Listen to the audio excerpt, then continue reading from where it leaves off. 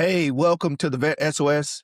Presenting Operation Startup. So we just changed our name for the new year. So we got some new things going on here at VET S.O.S. But remember, don't drown in the sea of transition. Grab the VET S.O.S. Lifeline. Operation Startup is proud to be affiliated with the Neil Haley Show and sponsored by Spirit Point Solutions. Spirit Point Solutions is a one-stop shop for leading-edge products, services, and training from multiple of vendors. That includes your AI training to corporate gifts and so much more. They have everything you need to help your organization thrive in a modern economy. So check out all the valuable offerings at Spear Point Online. And remember to please use our code VET S.O.S. Let me give you that website again, spearpointonline.com. So use our code VET S.O.S. on anything that you purchase there. That will help us continue our mission, improving the lives of those who have served. So for today's show, I got a special guest, Mr. Wilson Bautista Jr. He's the CEO of Jun Cyber, a veteran-owned cybersecurity and compliance firm based in St. Petersburg, Florida. He's right down the road from here, from Jacksonville here, helping organizations prepare for and achieve compliance with frameworks such as CMMC, NIST 0, whatever, ISO 2701, SOC, and HIPAA. He's a certified CMM assessor and one of fewer than 300 assessors worldwide. Mr. Wilson brings deep expertise in guiding defense contractors through the evolving cybersecurity maturity model certification, CMMC program. His team has helped small manufacturers, technology companies, and defense suppliers translate complex regulatory requirements in practical operational security programs that drive both compliance and resilience. Before founding Jun Cyber, Mr. Wilson served as a U.S. Marine Corps leading large-scale communications and cybersecurity operations in Afghanistan. That experience shaped his mission-driven leadership style and practical approach to risk management, focusing on people, process, and protection over paperwork. He is also the executive director of Cyber Ohana Project, a nonprofit that helps veterans and career changers transition into cybersecurity careers, and the organizer of B-Sides St. Pete, one of Florida's fastest growing communities of driven cybersecurity conferences. Man, that's a lot. You got a lot going on, brother. How I you got a doing lot today? going on. Lots going on, man. Lot going on. Hey man, so let's hop right into the interview, man. So Marine Corps veteran, transitioned out, started an amazing cybersecurity company. So now talk to me about those big lessons you learned. I mean, because we go through what's called, I don't know what it's called now. It used to be called TAPS. Go through that transitional phase of being in the military to actually coming out. So give me those 3 big lessons that you learned and how they shape you today. All right. So I would say the first lesson that I learned is that, you know how Mike Tyson says, everybody's got a plan till you get Till they get punched in the punched in the face. face. Yes. Yeah. Yeah. As soon as you EAS, you get punched in the face because everything that you thought that you were prepared for, those resumes that you built, those emails that you sent out, all that stuff, you Hmm. get punched in the face real quick. Yeah. Because being a civilian is way different than being in the military, right? Mm. So that's one of the biggest things that I learned, and you have to learn how to communicate, right, with civilians because it's different. And when you Yes. get to your organizations, they have this thing called organizational culture. It's a thing, right? Yes. Like when you're in the Army, when you're in the Marine Corps, it's like every infantry unit's pretty much the same, right? Hmm. But a manufacturing company, it could be completely different than another manufacturing company. So you have to kind of understand that. Yes. Another one that I learned is that when I was in the service, we had like standard operating procedures. Hmm. And Okay. as an operator, as somebody who's an entrepreneur, just trying to wing it every day, yeah, that's not scalable, No. right? So you got to have your own SOPs. That's something that I definitely learned from the military, that if you have SOPs, it's repeatable and it's rinse and repeat, rinse and repeat, rinse and repeat. And then the last thing I learned is that you could hustle all day. Like in the military, it's just like you go from 0 dark 30 to 23:30, right? And you have to go at it again. But once you get out, it's like you got to take care of yourself, Yep. right? Not only do you have to take care of yourself, you got to take care of your family. Mm-hmm. because as you're hustling, those people that stood behind you and stood side by side when you were in the service are still going to be there. So you can't just up and go and say, "Hey, I'm working." It's like because they need you just as much as your business needs you too. Yep. So it's just finding that. I don't want to say balance because if you're working and you're an entrepreneur and you have balance, you're not working that hard. You gotta, but you gotta have a happy compromise. How about that? That's Yes. probably better. So yeah, those are some of the biggest lessons that I learned after getting out. Gotcha. And yeah, it's helped me since I got out in active duty 2013. Okay. So All right. So it had so back in 2013 when you got out, some had the spark inside of you that said, I want to be an entrepreneur. I mean, you have a cybersecurity background. You could have easily went to any government contract and you could easily went to a corporate job. Why take the less travel route being an entrepreneur than taking a safe route and just getting a regular 9 to 5?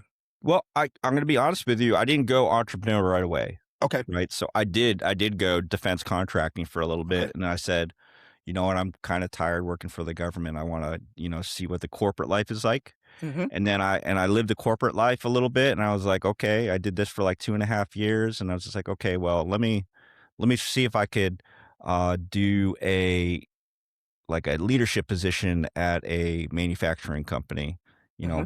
know, build it up. And so I did that. And then I realized something that really sparked my interest in being an entrepreneur is that I just don't like to work with people. Okay. Right? Yeah. I mean, it sounds worse than it is, but it's just like I need to be able to control my own destiny. Absolutely. I completely agree Right? with you on I that. got I got to Yes. be able to control my own destiny. And if I say, "Hey, this is the way that we should be doing it and we should be moving towards that direction," that's the way that I want to move. Hmm. Right? I don't want to have somebody saying, "Well, we're not going to do that because I said so." Yeah. It's like I had enough of that when I was in the military, right? It's Yeah. just like, Of course.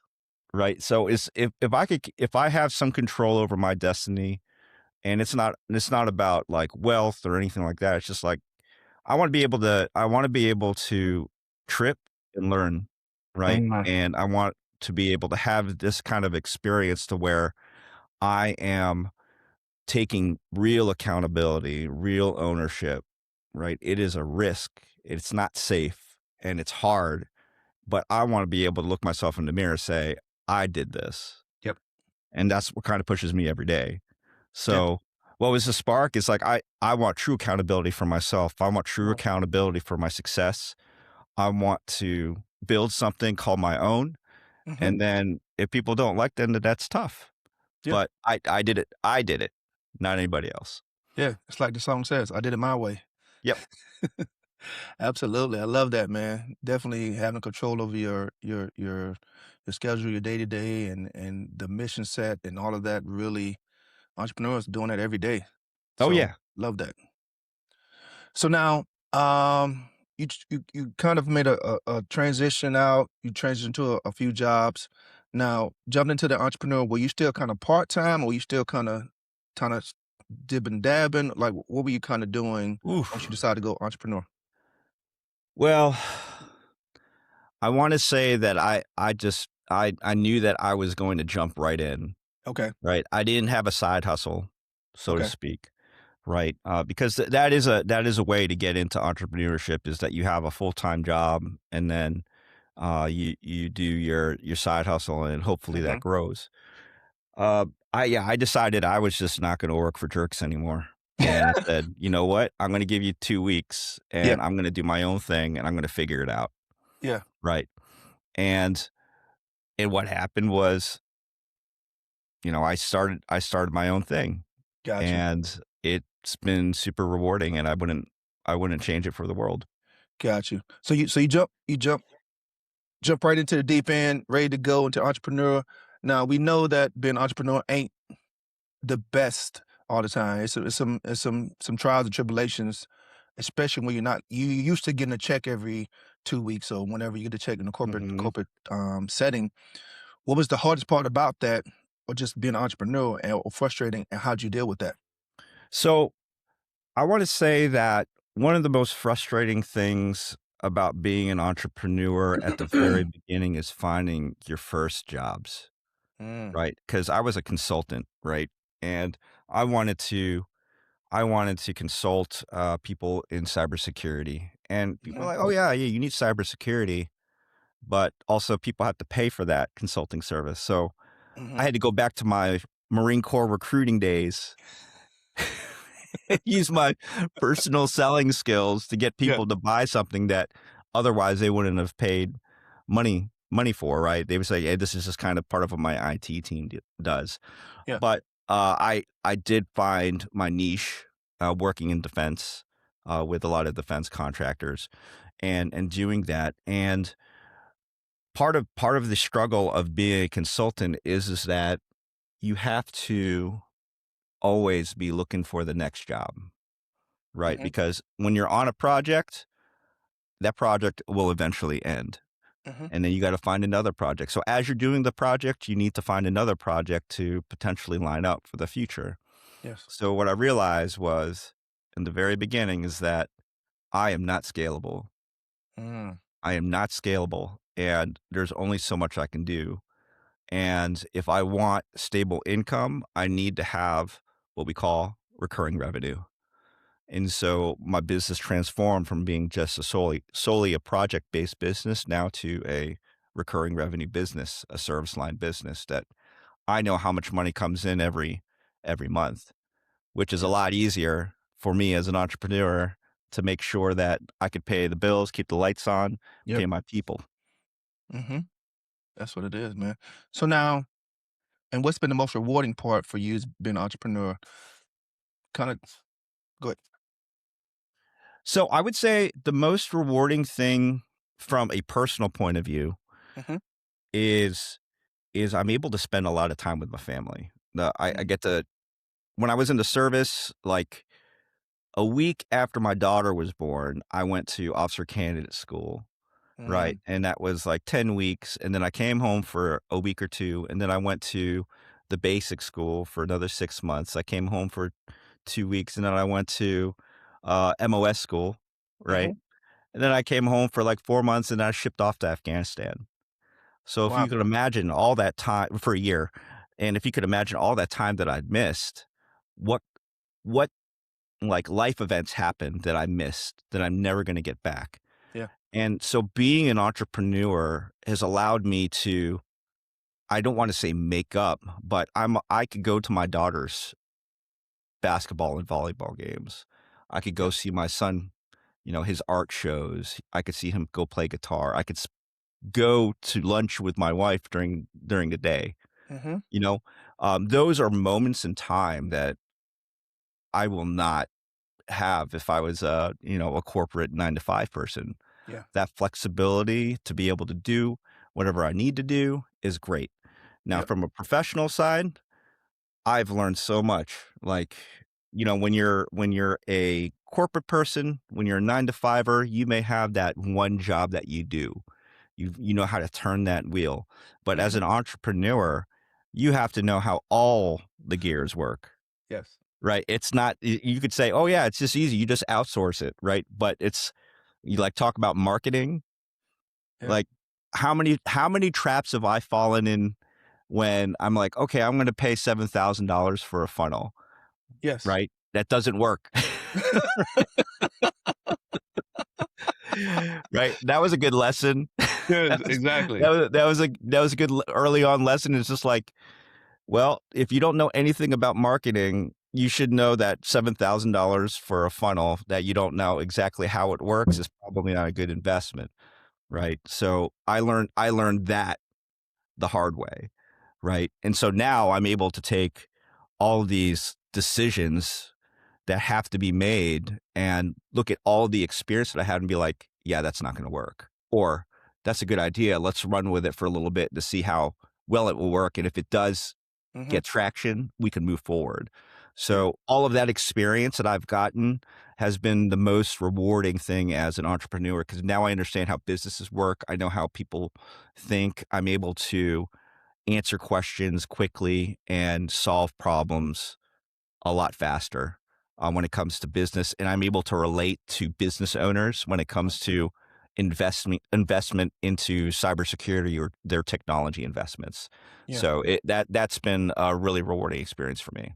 absolutely. You hit that nail on the head when you said, I mean, being an entrepreneur, you're like everything in the beginning. Like you're the marketing, you're the social media person, you're the transactions, you're meeting people, shaking hands, kissing babies. You're doing all of that, Yep. and you're just a one man band. So I definitely know what you mean by that, man. So now, when you did decide to go into an entrepreneur route for yourself, did you use any of the veteran programs, mentorships, communities to help you launch your business? Yeah, And so Tampa has a great community here, mm, with a lot of veteran resources. I did use Action Zone, which is down here in Tampa, and they helped me put together some ideas, and it was really good. I did not use any of the Veterans Affairs, okay. any of those resources, just because I had the resources here. Hmm. Right? But there are so many different resources out there. It's just really difficult to know which one to pick. But Yes. they're all great. Get you basically to the same mind frame. It's like, do you have an idea? Can you execute? And that's what it really boils down to. It's like, that's great that you have an idea. Now you got to execute. Yep. Absolutely. Absolutely. So now tell us more about your business. Tell us about the cybersecurity business, exactly what you do, who you serve, and what makes you a little different than most companies out there. Yeah. So like I said before, we started out as a cybersecurity consulting firm with just me. Right? Hmm. And then it grew into a services-based business where I have my eldest son who's 27. He works with me as an analyst, and we support cybersecurity compliance, IT. We also got into AI and automation. So we're doing those kind of services, helping small businesses from the small business side utilize their technology investment to their highest capacity, Hmm. right? We want to be able to enable them to enhance their capabilities, because if you do that, then they'll be more profitable, right? Hmm. We look at each of our clients as partners, and that's what we look for any prospective client of ours, is that, are you going to treat us like a vendor, or are you going to treat us like a partner, right? Mm. So when we talk about IT and we talk about investment, we want people that want to work with us and not just be like, all right, you just need to make sure that the lights are turned on. I could do that. But there's a dime a dozen other IT service providers that do that too. So we want to work with forward thinkers. We want to work with those that take cybersecurity and compliance seriously. And where we find ourselves a lot in the compliance space is with the defense industry. Okay. And more so, get niche down even more, is that I have a background working with a global manufacturer. So we work a lot with defense manufacturers, and we have a lot of those relationships with the manufacturers around the Tampa Bay area, as well as the manufacturing organization that's headed up by the state of Florida. Okay. So we're trusted partners for a lot of folks, and it's been great. So we've been doing this now since 2019. So we are what, on year 7? All right. It's yeah. It's been a great journey. It's been tough. I mean, starting in 2019, late 2019 was very interesting with Yeah. COVID. Yes. Right? So I tell people, I'm like, listen, I survived COVID, so I could pretty much survive anything at Yes. this point, right? Because we were hooking and jabbing, we were making things happen. So I didn't even mean for that to rhyme, but we we totally did. And I have a great team, and it's awesome to work with people that are just as passionate about, having a great business as they are with making sure that our clients are taken care of. Got you. So now, where should someone go, small business owner, whatever, any company, manufacturers that are looking to connect with you and learn more about you and your service that you provide? Where should they go? Yeah. So our website is www.juncyber.com. And then if they want to send me an email, they can send it to wilson@juncyber.com, right? Find me on LinkedIn, Wilson Bautista Jr. You'll see this handsome Filipino man with glasses with a bunch of letters on the back of his name. I'll be there. And please connect with me. Let me know where you're connecting from, and let me know how I could help you. I have Instagram also. My handle is Secure Build Lead. So on YouTube as well as Instagram and TikTok. So yeah, please feel free to connect with me. I'm always passing out information. I want to make sure that I provide a lot of value to not only just my clients, but just to the community in general. Because as veterans, we want to take care of each other. And it's difficult sometimes to stay connected in that way, that veteran way, outside of like, your AMVETs, your VFWs, and some of Yeah. the other things that go on. As entrepreneurs, you're a different breed, right? You're Yes. just, you're hustling and you're doing it by yourself, and sometimes you feel alone, but you got to know that there are other veterans still doing the same thing as you. You just need to know Absolutely. where to connect with them, and I love to help people. So if you have a question about anything business related or technology related, please feel free to reach out. Gotcha. So last question before we hop off. So now, let's say someone's out there listening to the show and wants to get into an entrepreneur role or has an idea for entrepreneurial business. What's the one piece of advice you would give that person? I would say the one piece of advice that I would give to any entrepreneur is it's great to have ideas, but you've got to know how to execute. Right? And it's not just knowing how to execute and having a plan for executing. You have to take that first step. Get ready to be punched in the face, because every day you're going to get punched in the face, because everything that you planned for is not going to work. Right? Yeah. So enjoy chaos. I Mm. call myself a professional cat herder, right? Professional cat herder. I am just moving things along, and I'm okay with whatever comes my way, because I know, Mhm. based off of your experience being in the military and all the crap that you went through, all the stuff that you're going to go through and when you transition to whatever role you have to being an entrepreneur, you could pretty much handle anything. Absolutely. You can handle anything. So, you know, be a professional cat herder, just roll with the punches and be flexible. There you go. Semper Gumby, that's what they say. Semper Gumby. All right. Hey, well, we're going to end the show here. We want to thank you, Wilson, for joining us on the VET S.O.S. today. On behalf of the VET S.O.S. family, we'd like to thank everyone for joining us as well and listening in. You can find VET S.O.S. podcast on all your favorite platforms, YouTube, and all your social media platforms as well. Make sure you subscribe and follow VET S.O.S. so you don't miss anything like this amazing interview we just did today with Wilson Bautista Jr. Make sure you look out for him on LinkedIn. So remember, don't drown in the sea of transition. Grab the VET S.O.S. Lifeline.